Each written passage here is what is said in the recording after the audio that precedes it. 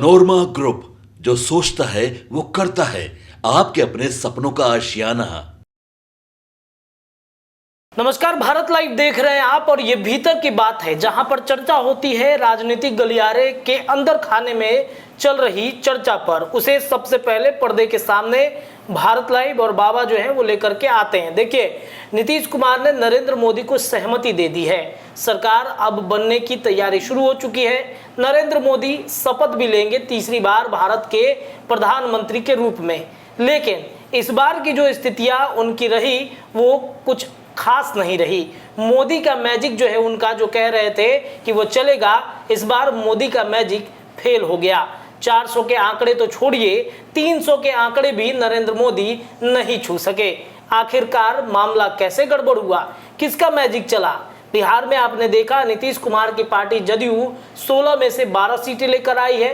वही भारतीय जनता पार्टी जो पिछली बार 17 सीटों पर लड़ी थी, इस बार भी 17 सीटों पर लड़ी, लेकिन उनके 5 सांसद इस बार अलग हो गए, यानी कि 5 सांसद जो हैं वो हार गए। तो क्या बिहार में नीतीश कुमार का मैजिक चला है? क्या मोदी मैजिक जो है वो नीतीश कुमार ने फेल कर दिया है? चलिए भीतर की बात में आज इस विषय पर चर्चा करेंगे। हमारे साथ बाबा जुड़ गए हैं कि आपको बता दें कि भीतर की बात में मोदी को पीएम बनाएंगे पुराने सहयोगी, असली मोदी मैजिक तब शुरू हुआ है। पुराने सहयोगी में कौन बनाएगा? चलिए बाबा से जानते हैं, चर्चा करते हैं। बाबा, मोदी का मैजिक तो इस बार नहीं चला है, किसका मैजिक सबसे प्रभावशाली रहा है देश भर में? कौन कह रहा है कि मोदी मैजिक नहीं चला है? मोदी मैजिक नहीं चला है तो अब चलेगा। वो किसका मैजिक है? मतलब संगठन, मतलब जो गठबंधन दल के लोग हैं उनके साथ मोदी मैजिक चलेगा? देखिए, एक समय था जब भारतीय जनता पार्टी को लेकर के कई बातें की जाती थी। अटल बिहारी वाजपेयी को इस देश का सबसे बेहतरीन नेता कहा जाता था, बेटर पॉलिटिशियन कहा जाता था। यहाँ तक कि सरकार में रहते हुए इंदिरा गांधी ने और विपक्ष में रहते हुए अटल बिहारी वाजपेयी को बड़ी जिम्मेवारी दी थी। इस देश का नेतृत्व करने का मौका दिया था विदेश में जी। इस देश को रिप्रेजेंट करने का मौका दिया था दुनिया के सामने। ऐसी स्थिति में आप समझ सकते हैं कि जब इतने अच्छे नेता थे फिर भी उनको 1 वोट से हराया गया था। जी। वो समय अटल बिहारी वाजपेयी का था, लेकिन अब समय किसका है? नरेंद्र मोदी और अमित शाह का समय है। जी, जी। जो बाय हुक एंड क्रुक सरकार में रहना चाहते हैं। कोई भी गेम आप खेलते हैं तो आप जीतने के लिए कौन ऐसा काम नहीं करते हैं? बिल्कुल। वो हर जो तर्कस में आपके तीर है सारा आजमा देते हैं। और भारतीय जनता पार्टी ने तो कांग्रेस से इतना सीखा है। जब सत्ता में आना था तो कांग्रेस को बिल्कुल इस तरह से साबित कर दिया कि कांग्रेस नकारा है। लेकिन कांग्रेस की नीतियों से भारतीय जनता पार्टी ने इतना सीखा है, और खास करके नरेंद्र मोदी और अमित शाह ने, कि गुजरात में थे वो, लेकिन वो नहीं होता है, एक शिक्षा होती है जो दूरस्थ शिक्षा होती है। जी जी जी जी जी। समझे? तो दूरस्थ शिक्षा से दिल्ली की राजनीति को वो पढ़ रहे थे और डिस्टिंक्शन से पास हुए। अच्छा। 2014 में आप बताइए ना कि कोई भी ऐसा व्यक्ति था जो घर घर मोदी, हर हर मोदी नहीं कर रहा था? सब कोई करता था। हर कोई कर रहा था। खास करके यूथ ने तो कंधे पे बिठा लिया था नरेंद्र मोदी को। और नरेंद्र मोदी ने भले ही धोखा किया हो, लेकिन सत्ता में आए, बहुत मजबूती के साथ सत्ता में आए, और 2019 में तो उन्होंने ये दिखा दिया कि अब वो सत्ता में हैं तो रहेंगे।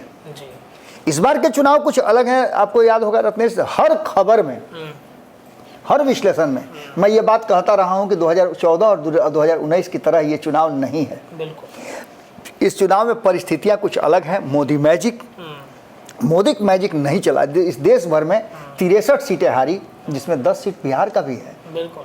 और 10 सीट बिहार का है तो इसके साथ साथ आप जोड़ लीजिए कि लगभग आपको 32 से 34 सीटें जो हैं वो उत्तर प्रदेश से हैं। उत्तर प्रदेश की, यानी 63 सीटें जो कम आई हैं पिछली बार से, उनमें से करीब 42 से 45 सीटें तो खाली इन्हीं दोनों राज्य की है, बिहार और यूपी की। इस पर हम अलग से चर्चा करेंगे जी, कि नीतीश फार्मूला क्या था। इसके लिए हम अलग से रखे हुए हैं पूरा डाटा जी। तो ये जो 42 से 45 सीटें हैं 63 में से, वो तो इन्हीं दोनों राज्यों से आई है। और ये कहा जाता है कि बिहार जो है वो रास्ता बनाता है केंद्र की राजनीति में, केंद्र की सत्ता में बैठने का, और ऐसा नजर आ रहा है।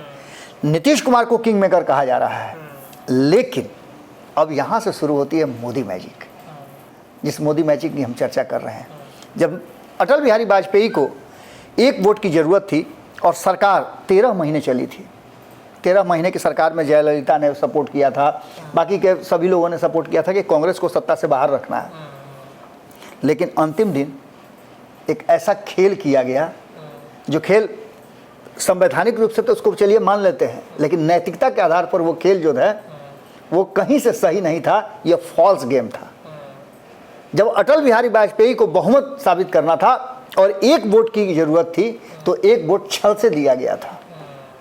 गिरधर गोमांग राज्यसभा के माफ कीजिएगा लोकसभा के सदस्य थे, लेकिन उन्होंने शपथ ले लिया था उड़ीसा के मुख्यमंत्री का। नैतिकता के आधार पर उनका अधिकार नहीं बनता था कि वो लोकसभा में वोट करें, लेकिन उन्होंने अपना वोट करने के लिए और मोदी सरकार को गिराने के लिए, अटल बिहारी वाजपेयी, माफ कीजिएगा अटल बिहारी वाजपेयी की सरकार को गिराने के लिए उन्होंने अपना वोट कास्ट किया और सरकार गिर गई। तभी अटल बिहारी वाजपेयी ने कहा था कि वक्त बदलेगा, और उन्होंने जो भाषण दिया था उस भाषण को याद कीजिए कि क्या था वो। आज जो परिस्थितियां बदल गई हैं, वो भाषण खूब वायरल होता है। आज जो परिस्थितियां बनी है उसमें नरेंद्र मोदी और अटल बिहारी वाजपेयी ने दो चीज़ें बहुत अच्छी की। एक तो अटल बिहारी वाजपेयी ने एक एनडीए गठबंधन बनाया। उस गठबंधन में पहले भी बहुत सारे दलों को जोड़ा गया जो गैर कांग्रेसी दल थे। अब गैर भाजपाई दलों को जोड़ने की एक प्रक्रिया शुरू हुई है, लेकिन एनडीए के साथ अभी भी उनके पुराने साथी हैं, कुछ को छोड़ दिया जाए तो।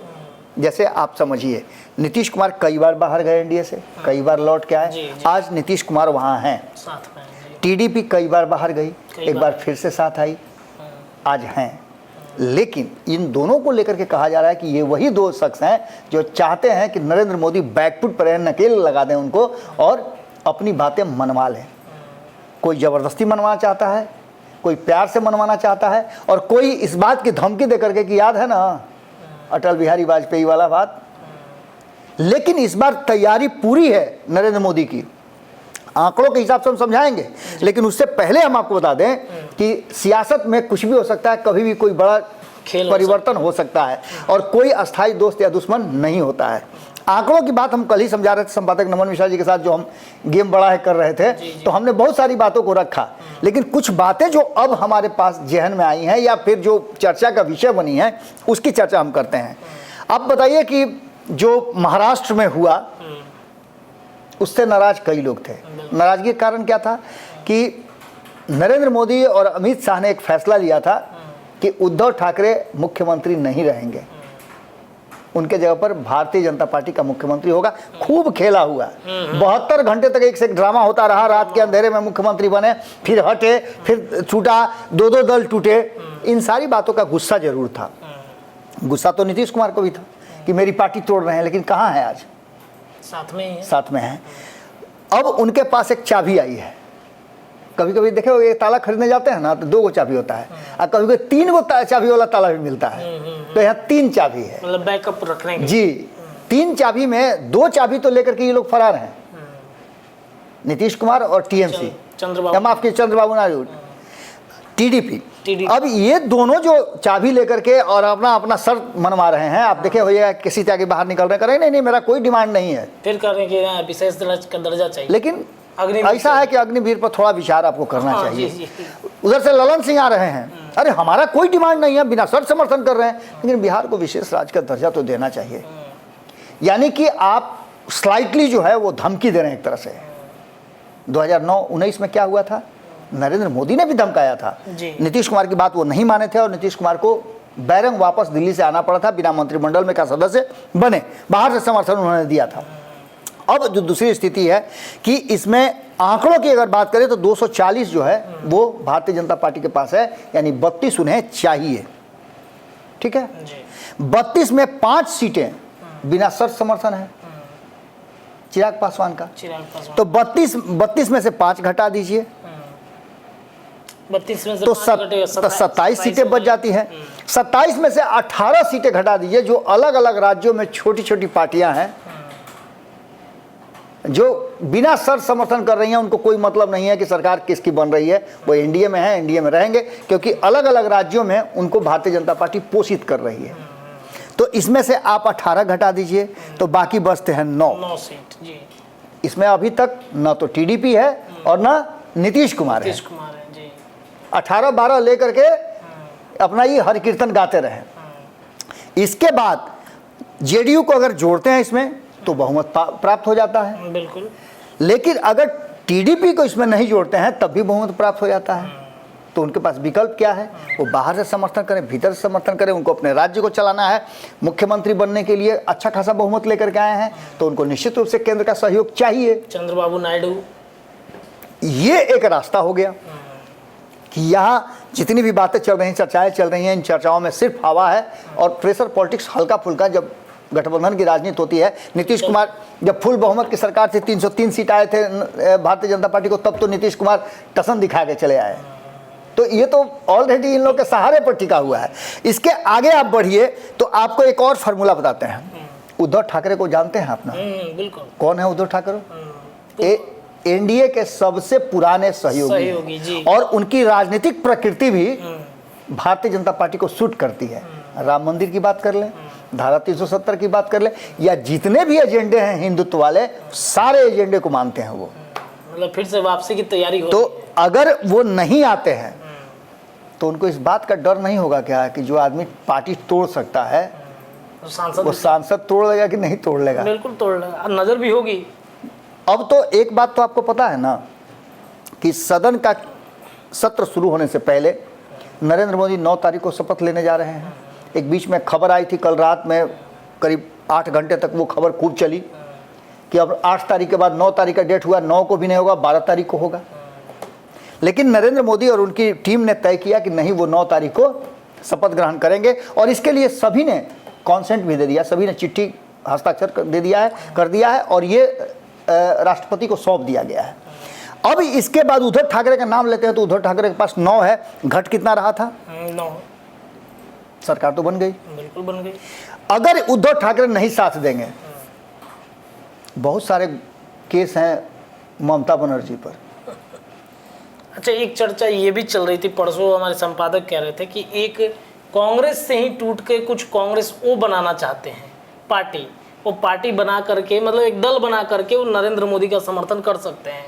देश भर में कई ऐसे निर्दलीय प्रत्याशी हैं जो नरेंद्र मोदी के साथ हैं, लगभग 13 प्रत्याशी जी जो नरेंद्र मोदी के समर्थन देने की बात कह रहे थे। वो ये भी चर्चा खूब चली थी। बिल्कुल, ये तो वो चीजें हैं जो सबसे लास्ट ऑप्शन है। मैं ओपन ऑप्शन की बात बता रहा हूं कि क्या ममता बनर्जी अगर उनको सारे केस से बरी कर दिया जाता है, जिस रेल मंत्रालय की चर्चा होती है वो ममता बनर्जी को दे दिया जाता है और उनके भतीजा जो हैं उनको मुख्यमंत्री बनाने का मौका दे दिया जाता है, तो क्या वो नहीं तो साथ देंगी? इससे पहले भी आ चुकी हैं और फिर किसी की जरूरत नहीं होगी, सीधा सीधा टक्कर होगा। 32 को सीट है उनके पास में, 29 सीट सीट उनके पास है। है। अब ऐसी स्थिति में आप समझ सकते हैं कि परिस्थितियां क्या होगी। ये एक संभावना है, इन संभावनाओं पर विचार अभी तक नहीं हो पाया है, लेकिन इन सब बातों को हटा दीजिए। घट कितना रहा था? 9। यहां पर एक और एनसीपी है शरद पवार वाली, उनके पास 8 सीटें हैं और उनके भतीजा के पास 1 सीट। घट कितना रहा था? 9 सीट। दोनों चाचा भतीजा मिलकर के 9 पूरा कर देंगे, सरकार बन गई और इनका डिमांड भी पूरा हो जाएगा। बेटी को मंत्री बना दिया जाएगा, भतीजा को ये बना दिया जाएगा, भतीजा को वो बना दिया जाएगा और फिर से मामला वहीं का वहीं आ जाएगा। ये पूरी की पूरी संभावनाएं जो नजर आ रही हैं वो स्पष्ट बता रही हैं कि मोदी के पीएम बनाने में पुराने सहयोगी फिर से आ सकते हैं, क्योंकि आपको याद है ना कि इंडिया गठबंधन से ममता बनर्जी ने बड़ी बेआबरू होकर तेरे कूचे से हम निकल करके उन्होंने एक बहुत बड़ा फैसला लिया था और ये फैसले पर वो खरा भी उतरी हैं, क्योंकि उन्होंने भारतीय जनता पार्टी से सीटें छीनी हैं। कहा जा रहा था कि पश्चिम बंगाल में बहुत बड़ा परिवर्तन हो जाएगा, Bharatiya Janata party clean sweep कर देगी, 22 से ज़्यादा सीटें लेकर के आ रही है, 50% से ज़्यादा लेकर के आ रही है, और ममता बनर्जी ने कहाँ ढकेल दिया, 29 सीटें लेकर के आई हैं। तो ये तो फायदा उनको हो गया और इस फायदे को अब कैश भी करना चाहेंगी। इनके सांसद खाली जा करके वहाँ हल्ला करने के लिए थोड़े हैं, मौका मिलेगा तो मंत्रिमंडल में शामिल होंगे। तो एक तो ऑप्शन ये बनता है, यार ये ऑप्शन तब बनता है जब ये जो एनडीए के वर्तमान सदस्य हैं वो छटर पटर करेंगे। इसके अलावे भी बहुत सारे ऑप्शन हैं जिसकी चर्चा आपने की, हमारे संपादक कर रहे हैं। और नरेंद्र मोदी की सरकार, जो कल ही आर.के. सिन्हा ने एक पोस्ट किया था जिसकी खबरें भी हमने की थी कि आर.के. सिन्हा ने यूं ही थोड़े कहा था, मजे हुए राजनीतिज्ञ हैं, राज्यसभा के सदस्य रहे हैं और स्थापना दिवस के पहले सदस्यों में से वो काउंट होते हैं। जी जी बिल्कुल, भारतीय जनता पार्टी के।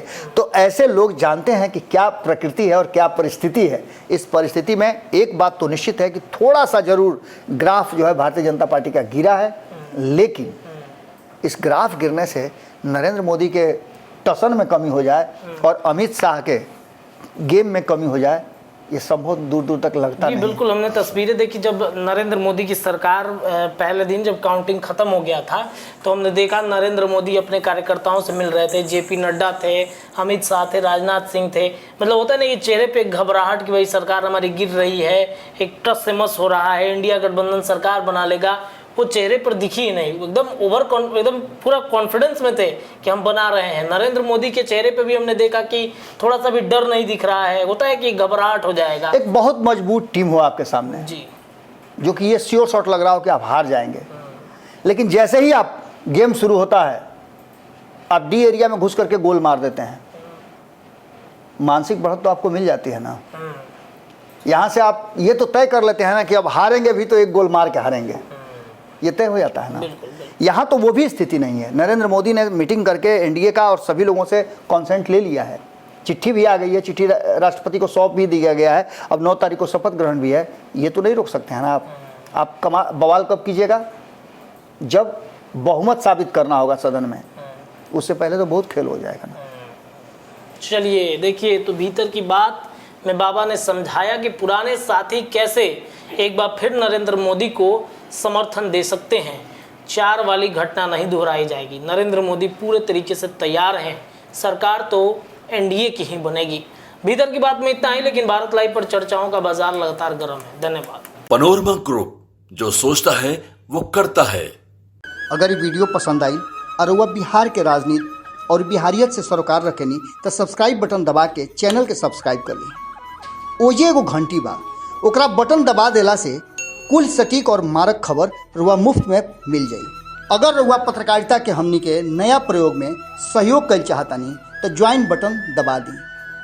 पेटीएम नंबर नोट कर ली 9386816700। धन्यवाद।